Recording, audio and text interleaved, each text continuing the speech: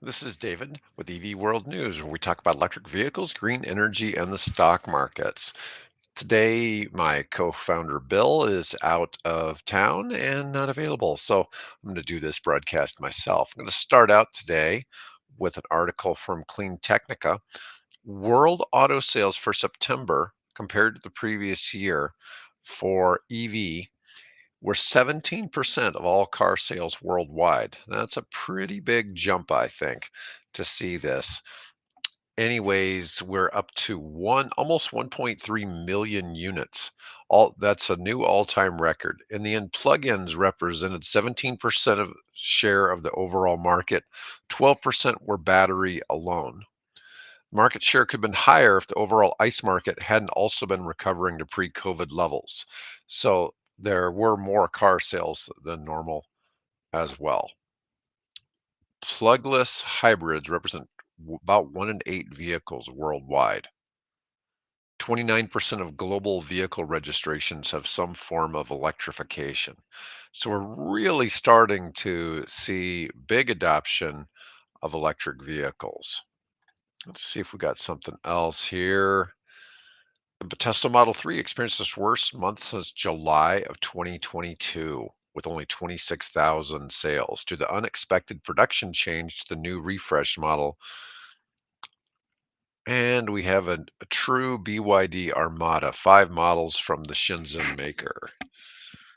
Let's see, on the top half of the table, let's see, a company called GAC Aeon Y had 27,000. Let's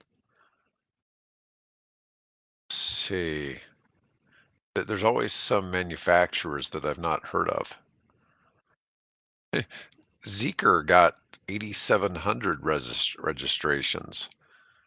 Let's see. BYD has the new Seal plug-in hybrid.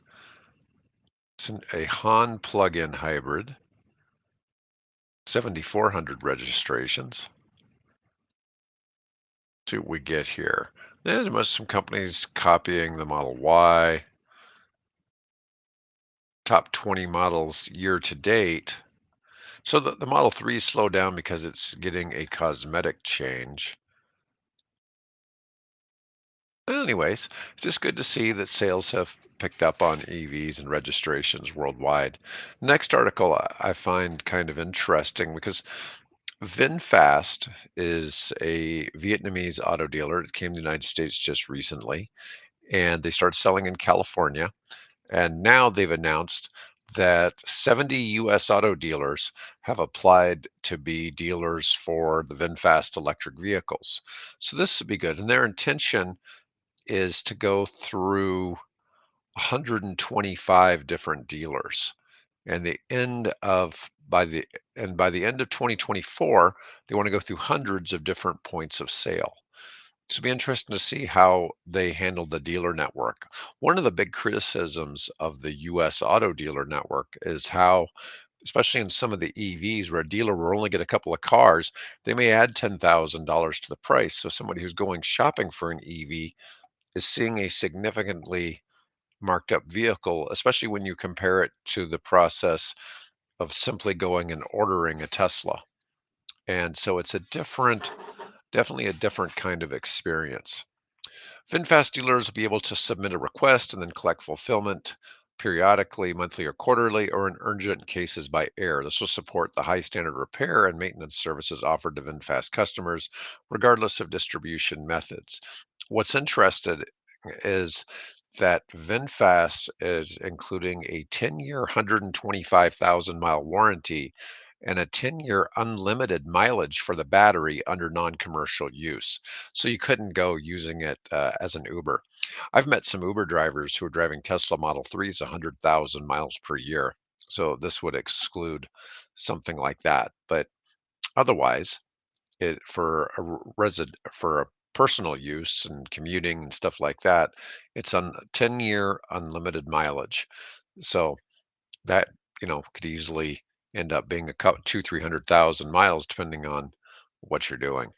And I think that's a really amazing warranty. Beyond the US, VinFast is planning to be selling, delivering its electric vehicles in 50 countries by the end of 2024. They could achieve some of the most rapid growth and expansion in the EV industry outside of China. So it'll be interesting to see what we get out of VinFast in the next year or so. Now, here's something interesting. So we do have significant adoption of electric vehicles in certain parts of the United States. And this is kind of an interesting article coming from the cool down. And part of it is if your neighbor has gotten an electric vehicle, so a little bit of the peer endorsement of an electric vehicle is driving people to buy electric cars. So it seems that people are much more likely to drive an EV if their neighbors also drive an EV. Across 6 of 11 cities, rates of EV ownership are above the national average. In Philadelphia, saw a 426% EV growth rate between 2018 and 2022, while Charlotte saw an expansion of 476% compared to the national average of 328% during the same time frame. Now, this is a 4-year time period, and obviously, we've gone from almost no EV sales to starting to see exponential growth in EV sales. New York City exhibited the strongest example of peer pressure, dubbed the neighborhood effect, as they were able to narrow the study down to specific zip codes that showed disproportionate EV registration growth. EVs are increasing in popularity due to the high rate of customer satisfaction, falling prices, and particularly how much money they save you on gasoline. And it's very interesting once you start driving electric, you stop necessarily paying attention to the price of gas. And that's a different look as well, because that's one of the major barometers people use for determining how the economy is, because you see it as you're driving up and down the street. You see where the prices are changing. Let's see. Gas mileage is the top thing that people gets people to listen. It's eye-opening. When you get an electric vehicle, gets the equivalent of 100 plus what would be 100 miles per gallon if you were converting that fuel into electricity and then putting it into the car. It's tremendous difference of what you're seeing out of the car. But it's just kind of interesting that it's peer pressure. I know in different types of uh, ethnic groups, I see several groups, especially Indians and Chinese in my area, really heavily adopting electric vehicles, much more so than the normal population. And I think a lot of that is because that's who they hang out with. And so they see that people getting them, and so they decide to get them as well. Now, my next article is on the major benefits of owning an electric car. This comes to us from Top Speed. They're showing a nice little EV6 there. Electric cars are cheaper to drive than gas cars, saving drivers money on fuel costs. A luxurious noise-free driving experience. Well, the noise-free is basically if you're not driving a Tesla, because Tesla has issues with road noise. That's one of the biggest complaints for people if they're driving without the radio on, is that noise. Sure, you don't hear the motor, but you hear the wheels and you hear everything else. Charging an electric car can be done at home, eliminating the need to visit a gas station and ensuring a fully charged battery each day. Electric cars have low maintenance costs due to simplified design, fewer moving parts, no need for oil changes. This results in reduced wear and tear and increased reliability. They become the norm for so many drivers in the last few years, with so many not thinking twice about whether to buy electric or gasoline. Whether people looking to reduce their carbon footprint by driving one, want the most up to date tech at their fingertips, are trying to make a fashion statement, or simply love the design and ultra modern feel of electric cars.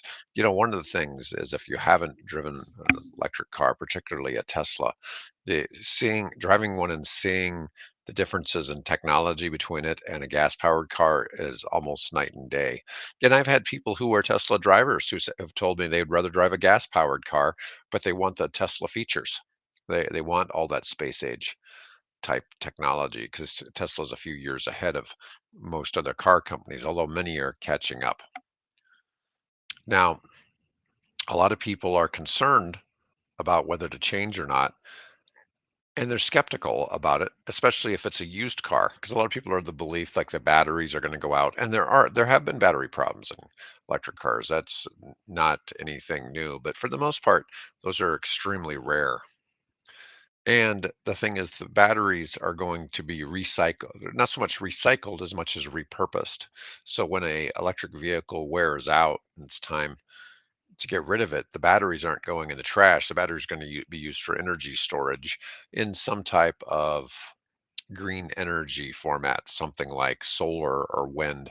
They'll be used basically as backup batteries to store that power. Anyways, that's all I've got today on today's show. Just a short show. And, anyways, coming up on Thanksgiving, hope everybody has a great holiday. And we probably won't broadcast on Thanksgiving, but we will broadcast tomorrow. Anyways,